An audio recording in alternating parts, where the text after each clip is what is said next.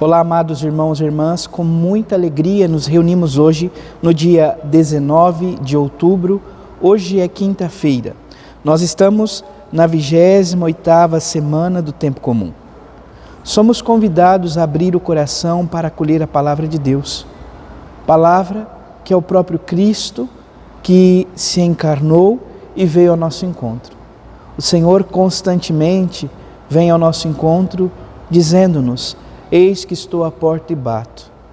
Se abrires, eu entrarei e cearei convosco. Tenhamos esta capacidade de abrir o nosso coração para acolher o nosso Salvador. Você que está chegando agora ao canal do YouTube de nossa paróquia, eu te convido a se inscrever, a deixar o seu like, o seu comentário, a compartilhar esse vídeo com alguém que você conheça, para que o Evangelho de nosso Senhor Jesus Cristo alcance mais corações. Iniciemos este momento em nome do Pai, e do Filho, e do Espírito Santo. Amém. A graça e a paz de nosso Senhor Jesus Cristo, o amor do Pai e a comunhão do Espírito Santo esteja sempre convosco. Bendito seja Deus que nos reuniu no amor de Cristo. Amados irmãos e irmãs, o Evangelho de hoje se encontra em São Lucas, capítulo 11, versículos 47 a 54. O Senhor esteja convosco, Ele está no meio de nós. Proclamação do Evangelho de Jesus Cristo, segundo Lucas. Glória a vós, Senhor. Naquele tempo, disse o Senhor: ai de vós, porque construís os túmulos dos profetas, no entanto, foram vossos pais que os mataram. Com isso, vós sois testemunhas e aprovais as obras de vossos pais, pois eles mataram os profetas e vós construíram os túmulos.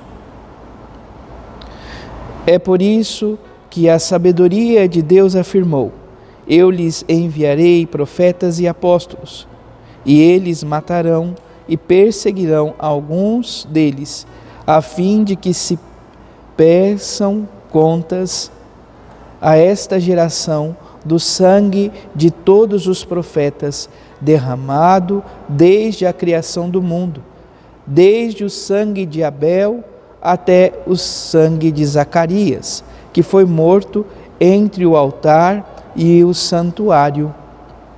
Sim, eu vos digo, serão pedidas contas disso a esta geração. Ai de vós, mestres da lei, porque tomaste a chave da ciência. Vós mesmos não entrastes e ainda impedistes os que queriam entrar. Quando Jesus saiu daí, os mestres da lei e os fariseus começaram a tratá-lo mal e a provocá-lo sobre muitos pontos. Armavam ciladas para pegá-lo de surpresa por qualquer palavra que saísse de sua boca. Palavra da salvação. Glória a vós, Senhor. Vamos ouvir também, amados irmãos e irmãs, olhar um pouquinho para a primeira leitura da carta de São Paulo aos Romanos, capítulo 3, versículos de 21 a 30.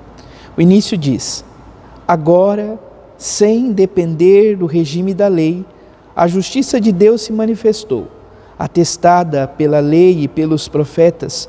Justiça de Deus essa que se realiza mediante a fé em Jesus Cristo, para todos os que têm fé. Nosso Senhor Jesus Cristo, amados irmãos e irmãs, é a justiça de Deus que é revelada, que é manifestada a cada um de nós. O Deus da vida nos concede o que é justo. E para todo o ser humano, a justiça mais bela de todas é a salvação. Portanto, amado irmão, amada irmã, peçamos ao Deus da vida a graça de que possamos aurir da graça redentora e assim alcançar a salvação, a justificação, a graça de Deus que é derramada sobre nossos corações. Porque os pecados cometidos outrora não são capazes de cancelar o amor de Deus. Desde que haja de fato o arrependimento profundo e sincero e busque a reconciliação ao Senhor, nós somos verdadeiramente justificados. O Salmo 129 traz como resposta: no Senhor se encontra toda a graça e copiosa redenção. O Deus da vida nos concede a redenção. Por fim, amados irmãos e irmãs, o Evangelho de hoje de São Lucas, capítulo 11, nos fala sobretudo então deste diálogo entre Jesus e o povo do seu contexto, a multidão. Se nós tomarmos, sobretudo, amados irmãos e irmãs, como referência aquilo que ouvíamos lá na segunda-feira, no Evangelho, nós ouvíamos o próprio Senhor dizer: esta geração é uma geração má. Ela busca um sinal, mas nenhum sinal lhe será dado, a não ser o sinal de Jonas. Tomando então como referência, nosso Senhor Jesus Cristo já tomou a firme decisão de ir para Jerusalém, ou seja, ele tomou consciência plena de que não há outro caminho a não ser o doar-se e entregar-se por amor a cada um de nós. Já realizou os sinais, já curou, já libertou cativos, realizou a multiplicação dos pães, enfim, o Senhor anunciou e realizou inúmeros milagres. Por isso, esta frase tão dolorosa: esta geração má me pede um sinal, mas nenhum sinal lhe será dado. Porque o único sinal que será dado é o sinal de Jonas. Jonas ficou por 3 dias no ventre de um peixe, segundo a tradição. Nosso Senhor Jesus Cristo ficou 3 dias no ventre da terra, morto. Contudo, ressuscitou no 3º dia. Por isso, nenhum outro sinal será dado. Jesus continua, amados irmãos e irmãs, a dizer a esta multidão, ao povo, sobretudo, desta dureza de coração. Não seria dado nenhum sinal, porque por diversas vezes foi dado os sinais e o povo não quis em nenhum momento abrir-se a esses sinais. É como o exemplo que Santo Agostinho dá de um casal de noivos, aonde o noivo, em seu amor, compra um grande tesouro, um presente, um anel muito caro para a noiva e dá a ela. E a noiva acolhe com muito amor. No dia seguinte, o noivo vai ao encontro dela, a criada diz: minha senhora, o seu noivo está aí fora procurando-te. E ela, totalmente inebriada, totalmente cega pela beleza do anel, diz: diga a ele que agora eu estou ocupada, volte em outro momento. Trazendo isso para a nossa realidade, o Deus da vida, com toda certeza, é capaz de ouvir as nossas preces e nos conceder a graça do extraordinário. Ele é um Deus de milagres. Contudo, corremos o grave erro, muitas vezes, e o grande perigo de correr atrás dos milagres e esquecer do Deus dos milagres. Ficar totalmente cego pela beleza do anel e esquecer do coração daquele que nos deu.